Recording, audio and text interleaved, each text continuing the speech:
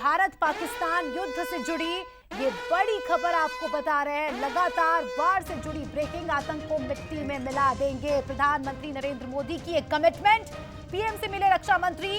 इसके अलावा पीएम से army chief general Upendra Dwivedi ने भी मुलाकात की है। चुन चुन कर बदला लेंगे, ये कहना है गृह मंत्री अमित शाह का। हाई अलर्ट पर नेवी अरब सागर में ड्रिल शुरू हो गई। 2 मई को 3 मई का अपडेट आपको दे रहे हैं, जहां पीएम से एयरफोर्स चीफ की मुलाकात होती है और भारत और पाकिस्तान के बीच से जो संघर्ष चल रहा है उससे पूरी दुनिया चिंतित है। चलिए, इसी के साथ हमारे एग्जीक्यूटिव एडिटर शैलेंद्र सिंह राजपूत जी हमारे साथ जुड़ चुके हैं। सर, लगातार संघर्ष बढ़ता जा रहा है। पाकिस्तान की रस्सी तो जल गई, लेकिन बल अभी भी, मनोबल अभी भी मजबूत है और लगातार युद्ध की ओर ये इशारा, और इससे पूरी दुनिया चिंतित है सर, क्योंकि दोनों ही देशों के पास न्यूक्लियर नाम की एक शक्ति है। देखिए, बिल्कुल, जब भारत और पाकिस्तान के बीच अब जो संघर्ष है वो पूरी दुनिया के लिए चिंता का विषय बन गया है, क्योंकि दक्षिण एशिया में ये दोनों ही देश जो है वो परमाणु शक्ति संपन्न है।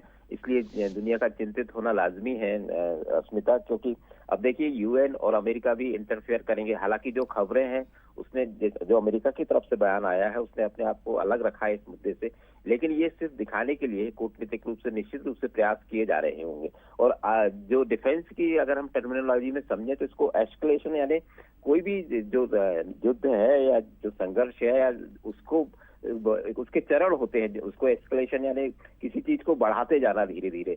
तो एक जो इसको डिफेंस एक्सपर्ट बताते हैं कि ये 7 चरण होते हैं किसी भी युद्ध को, अगर इसको मोटा मोटा समझा जाए, जो बयानबाजी से शुरू होकर विनाश तक जाते हैं। तो भारत और पाकिस्तान के बीच जो अभी एस्केलेशन चल रहा है उसमें दोनों तरफ से एस्केलेशन जारी है और ये लगभग 4थे चरण में पहुंच चुका है। इससे अगर बात आगे बढ़ती है तो निश्चित रूप से एक पूर्ण युद्ध की तरफ भारत और पाकिस्तान जाएंगे।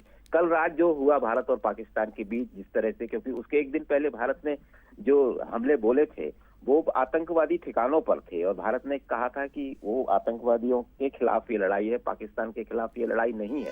लेकिन जिस तरह से पाकिस्तान ने हिमाकत की कल सुबह और हमारे 15 शहरों को निशाना बनाने की कोशिश की मिसाइलों और ड्रोन के जरिए, हालांकि भारत ने S-400 अपने पुख्ता एयर डिफेंस सिस्टम है उसके द्वारा ये सभी को ध्वस्त किया, लेकिन उसके बाद शाम को पाकिस्तान ने फिर हिमाकत की और वो बड़ी हिमाकत थी।